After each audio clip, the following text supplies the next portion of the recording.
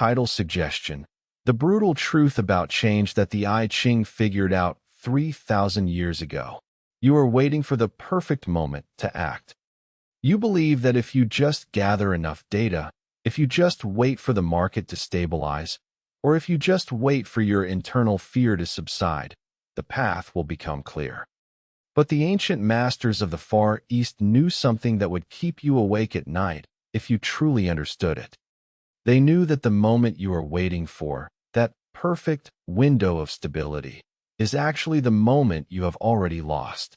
In 1000 BC, while the rest of the world was struggling with basic bronze tools, a single man imprisoned in a lightless dungeon wrote a series of codes that have predicted every major corporate collapse and political revolution of the last 3 millennia. He didn't use math. He didn't use economics. He used the logic of the mountain and the lake. You are about to make a decision based on how the world looks today. The I Ching, the Book of Changes, is here to tell you that today is already dead. The only thing that matters is what today is currently turning into. To understand the I Ching, you must first understand the weight of the man who refined it. Picture the year 1050 BC. The Shang dynasty, once a glorious beacon of civilization, has become a rotting corpse of corruption and cruelty. King Zhou of Shang, the last of his line, is infamous for his forest of meat and pool of wine, where he indulges in unspeakable debauchery while his people starve.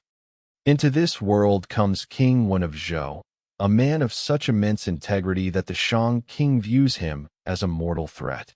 King Wen is thrown into the dungeon of Yoli. He spends 7 years in total darkness, awaiting execution. Most men would have succumbed to madness, but Wen did something different. He took the ancient 8 trigram symbols of the legendary Fu Shi and expanded them into 64 hexagrams, a complete map of the human experience. He wasn't writing a book of fortune-telling. He was writing a survival manual for the transition of power. He was mapping the DNA of change itself so that his son, King Wu, could eventually overthrow the Shang and establish the longest-lasting dynasty in Chinese history. The stakes were not personal growth. The stakes were the survival of a civilization. Today, we live in a Shang moment. We see legacy industries rotting from within, replaced by digital architectures that move faster than we can process. We see leaders clinging to the pool of wine of their quarterly earnings while the forest of meat of their market share is consumed by unseen competitors. Whether you are a CEO of a Fortune 500 company or a freelancer trying to navigate the AI revolution, you are standing in that same dungeon of Yoli, trying to see in the dark. The bridge between 1000 BC and now is the concept of equilibrium through flux. The I Ching teaches that nothing is static. If you feel successful right now, you are already beginning your descent. If you feel like you are at rock bottom, you are already beginning your ascent. Stop looking at your current state. Start looking at your current trajectory. Let us look at Hexagram 1. Qian, the creative. It is composed of 6 solid lines. Pure energy, pure action. But look at the very first line, the foundation of the entire hexagram.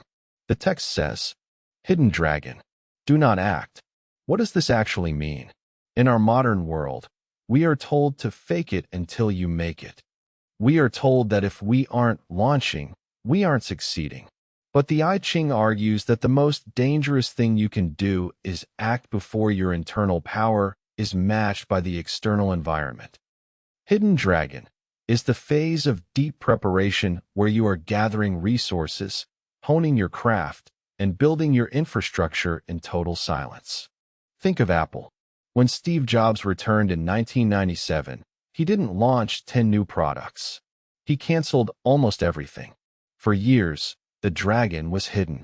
They were working on a core OS, a design language, and a supply chain. The world thought Apple was dying. They were actually in the hidden dragon phase. If they had launched the iPhone in 1999, it would have failed. The technology wasn't ready. The action only happened when the dragon was no longer hidden. Actionable principle.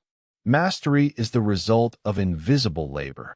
If you reveal your intent too early, you invite the world to destroy it before it can defend itself.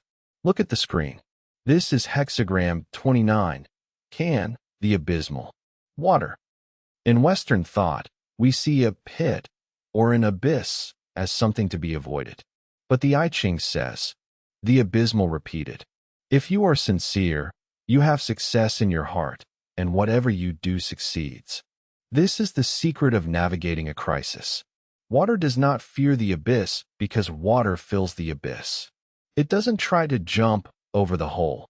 It flows into it, stays true to its nature, and eventually rises until the hole is no longer an obstacle. When you are in a period of repeated failure, when your first startup fails, and your second one fails, and your third one is looking shaky, you are in the abysmal repeated. Consider Howard Schultz. When he tried to raise money for his vision of Starbucks, he was rejected by 217 investors. 217. He was in the abyss. But he didn't change his vision to please the investors. He didn't become solid like a rock that gets stuck. He remained fluid like water. He filled the abyss of rejection with his sincerity until the environment had no choice but to let him rise. Actionable principle. Do not fight the obstacle. Become so fluid that the obstacle becomes the very thing that contains and directs your growth. Now we reach the most counterintuitive part of the oracle's wisdom. Hexagram 11 is peace. Hexagram 12 is standstill or stagnation. In hexagram 11, the symbol for heaven is under the symbol for earth. In hexagram 12, heaven is above earth. This seems wrong, doesn't it? Heaven should be on top. But the I Ching says that when heaven is on top, it stays up there and earth stays down here. There is no movement. There is no interaction. That is death. That is stagnation. True peace, hexagram 11, only occurs when the high, heaven, moves downward to serve the low, earth, and the low moves upward to meet the high. It is a state of constant, swirling interaction. The quote from the text is chilling. The small departs, the great approaches. This is the moment of peak success. But the I Ching warns that the moment you achieve peace, you must look for the seeds of standstill. Look at Nokia in 2007. They had 40% of the global market. They were at peak peace. But their leadership stayed on top, heaven.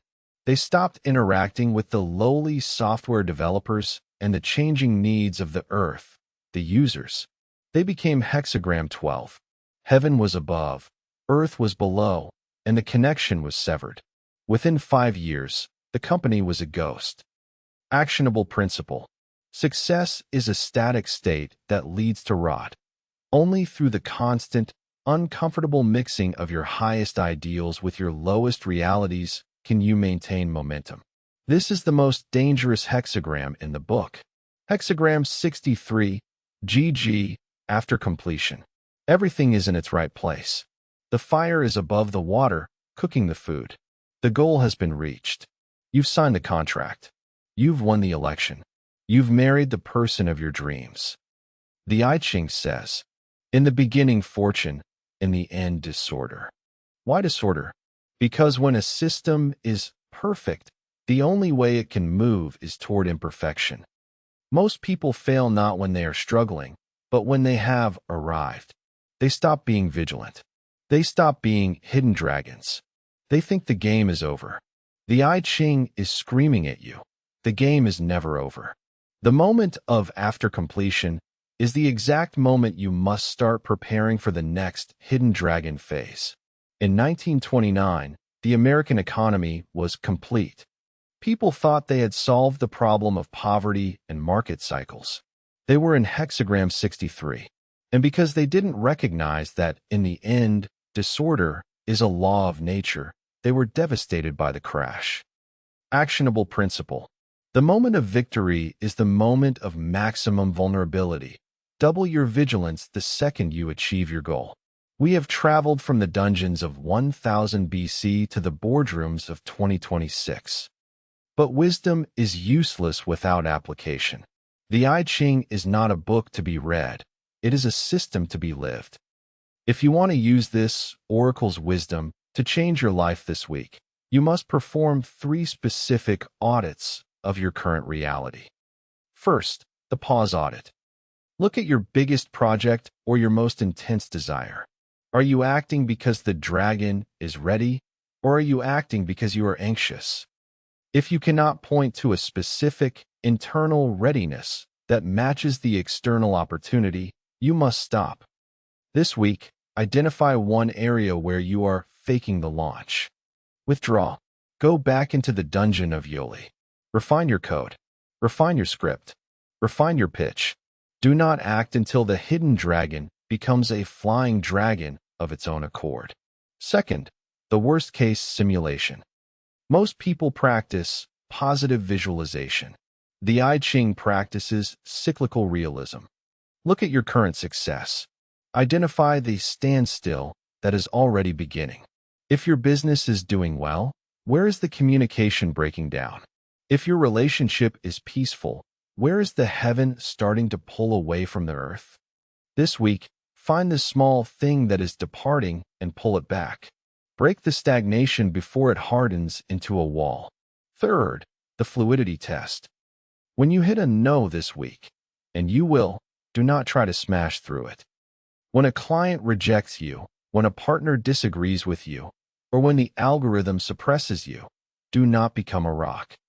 Ask yourself, how would water handle this? Water doesn't argue with the rock. It finds the lowest point, the path of least resistance, and it fills the space until the rock is submerged. This week, respond to every no with a how can I flow around this, instead of a how can I break this. The reason most people fail to navigate change is that they treat it as an enemy. They want a world that stays put.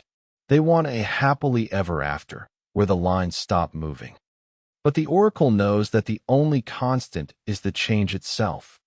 You are not a static object in a moving world. You are a wave in a moving ocean.